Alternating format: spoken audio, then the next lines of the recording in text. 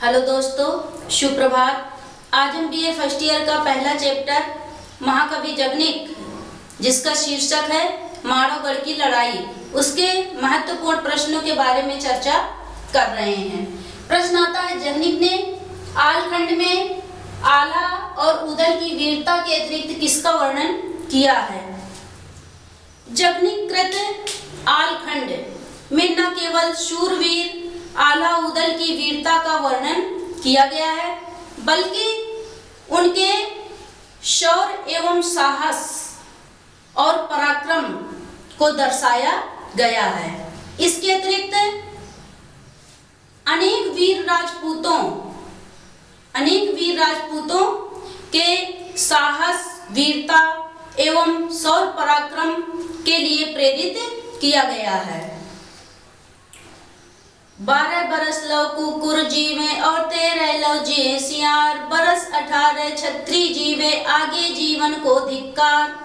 आला और उदल महोबा के राजा के सामंत थे, जिनका वर्णन महाकवि जगनिक ने अपने वीर गीत काव्य आलखंड में उनकी वीरता के बारे में बताया है। आलखंड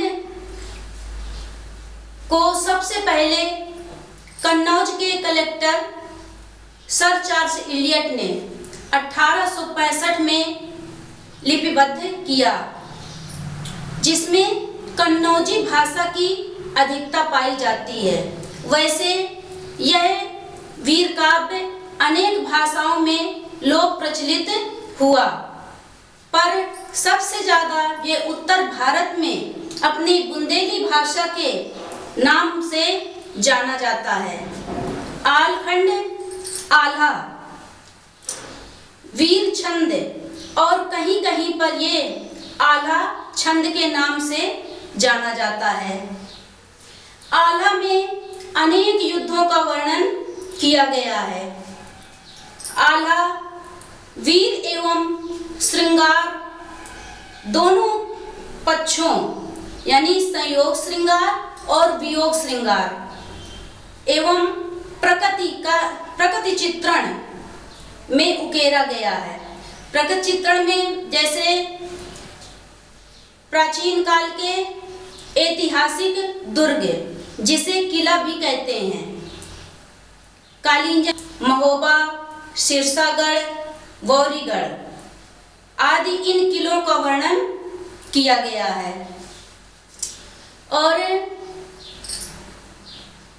वाहन के रूप में हाथी, रथ, घोड़ा इत्यादि दर्शाए गए हैं।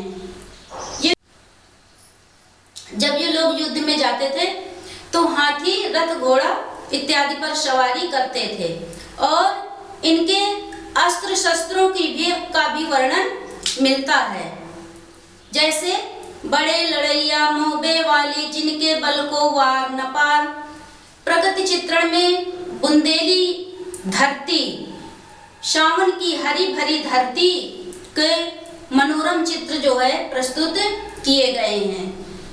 बुंदेलखंड के निवासी बेतवा और यमुना को गंगा के समान समझते हैं, जिस पर उन्होंने यह भी कहा है, नदी बेतवा तुमको ध्यावे, निर्मल बहे दूध की धार।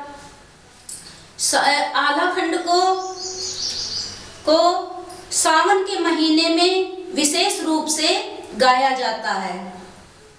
काफी समय पहले जब मनोरंजन के कोई साधन नहीं थे, तो लोग सावन के महीने में जब झड़ी लगती थी, बरसात होती थी, तो महुआ और नीम, आम इन पेड़ों के नीचे चारपाई डालकर और रेडियो के द्वारा आल्हा का आनंद लेते थे। कहा भी जाता है, भरी दोपहरी सरवन गइये, सोरठ गइये आधी रात, आला पावड़ा वा दिन गइये, जा दिन झड़ी लगे दिन रात। इस तरह से प्रकृति के बहुतायत चित्र जो है आलखंड में प्रस्तुत किए गए हैं। आल्हा को इन्होंने एक ऐतिहासिक तथ्य के रूप में भी उकेरा है। आल्हा खंड की महिमा बुंदेलखंड के लोगों को धर्म ग्रंथ के समान प्रतीत होती है।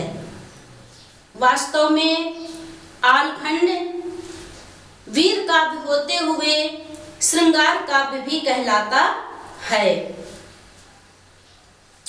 श्रृंगार काव्य भी कहलाता है।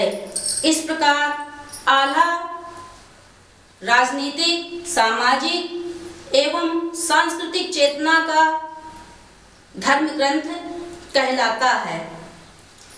जगनिक ने स्वयं जो है संदेश दिया है, एक दिन करना होए जरूरी, काया कागज सी गल जाए, एक दिन मरना होए जरूरी, सदा अमर कोई रहना नाय, इन खेतों में जो मर गयो सुरग लोक में पहुंचा जाए। इस प्रकार आल्हा वीरता का ओतप्रोत वीर गीत काव्य है और सामाजिक, राजनीतिक एवं सांस्कृतिकता का आधार इस ग्रंथ में छिपा हुआ है। आलखंड में वीर राजपूतों के छोटे बड़े होने का लक्ष्य छिपा हुआ है, जो बुंदेलखंड की अमर निधि है।